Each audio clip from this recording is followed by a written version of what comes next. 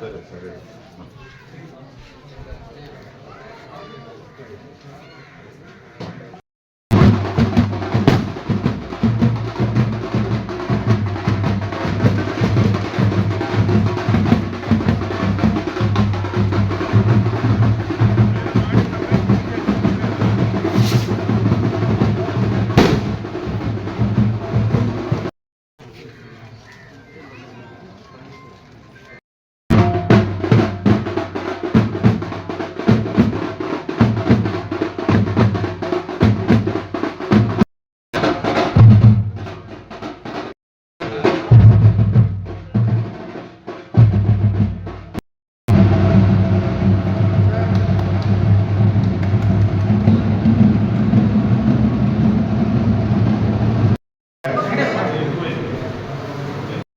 పల్లి శాసనసభ్యులు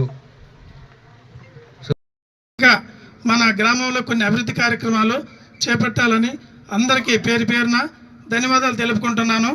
అయితే మన ప్రియతమ నాయకులు సోమిరెడ్డి చంద్రమోహన్ రెడ్డి గారు ఈరోజు కూటమి ప్రభుత్వం వచ్చి 1 year అయిన తర్వాత మన 12కి ఎన్నో కన్స్ట్రక్షన్ పూర్తయ్యేటప్పటికి 17-18 లక్షలు అయిందని చెప్పాడు అన్న. బ్యూటిఫుల్గా ఉంది. ఆ ఫ్లోరింగ్ కానీ, ఫినిషింగ్ కానీ, విండోస్ కానీ, ఆ స్లాబ్ కూడా చాలా హైట్లో ఉంది. అంటే ఎక్కువ హైట్ ఉంటే వేడి తగ్గద్ది.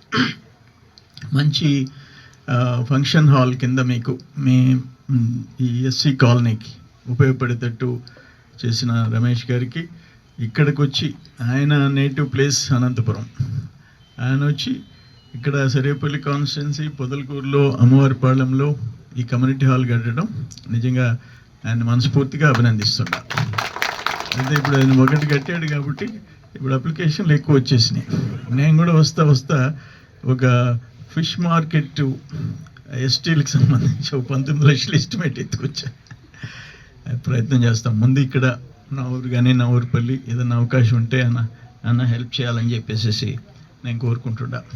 మరి అమ్మవారిపాళెం ఏంటంటే పొదలకూరు మండలం ఎప్పుడు మైనసే, ఎప్పుడు 4,500, 5,000, కానీ అమ్మవారిపాళెం మాత్రం ఎప్పుడు ప్లస్సే. మొన్న ఎలక్షన్లో కొంచెం మెజారిటీ తగ్గింది కానీ 101 కోట్లు వచ్చినాయి, మెజారిటీ వచ్చింది. అమ్మవారిపాళెం వాళ్ళకి మాత్రం నేను రుణపడి ఉన్నా.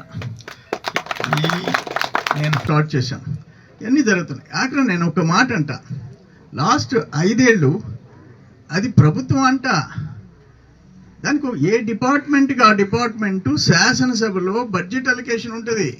10% అటు ఇటు ఖర్చు పెట్టాలా. ఇరిగేషన్ క్లోజ్ చేశాడు, నీటిపారుదల శాఖని మూసేసేసాడు, వ్యవసాయ శాఖని మూసేసాడు, R&B లేదు, పంచాయతీరాజ్ లేదు. ఆఖరికి పంచాయతీ సర్పంచులకి అమౌంట్ పడితే రివర్స్ బటన్ నొక్కి వెనక్కి తీసుకున్నాడు.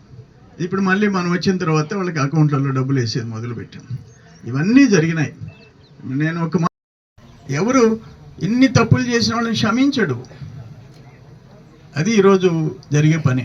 అంతకు మించి మనమేదో కక్ష సాధించడం కాదు. అది నువ్వు చేసిన పాపాలు అనుభవించకపోతే, ఒక మాట చెప్తాను, ఒక సచివాలయంలో ఒక ఉద్యోగస్తుడు, ఒక తాలూకా ఆఫీసులో ఉద్యోగస్తుడు, మీరు 10,000 రూపాయలు లంచం ఇచ్చి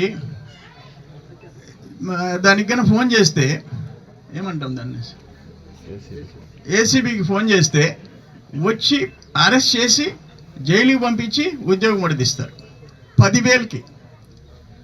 నువ్వు 100 కోట్ల రూపాయలు నువ్వు దోపిడీ చేస్తుంటే నువ్వు ప్రెస్ కాన్ఫరెన్స్లు పెట్టి తల్లుల్ని తండ్రుల్ని నోటికొచ్చినట్టు ఘోరంగా నీచంగా మాట్లాడుతుంటే దేవుడు క్షమిస్తాడా?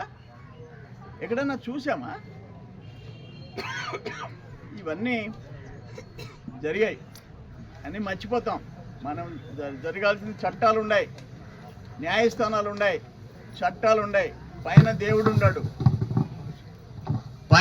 ఉన్నాడు, ఇక్కడ న్యాయస్థానాలు ఉన్నాయి, అక్కడ చట్టాలు ఉన్నాయి. వాటి పని చేసుకుంటూ పోతాయి. ఏ తప్పు జీవితంలో ఎన్నో పోరాటాలు చేశా నేను. జనార్దన్ రెడ్డి సీఎంగా ఉంటే వాకాడ్లో ఆయన ఇంటి ముందు ప్రొటెస్ట్ చేశా.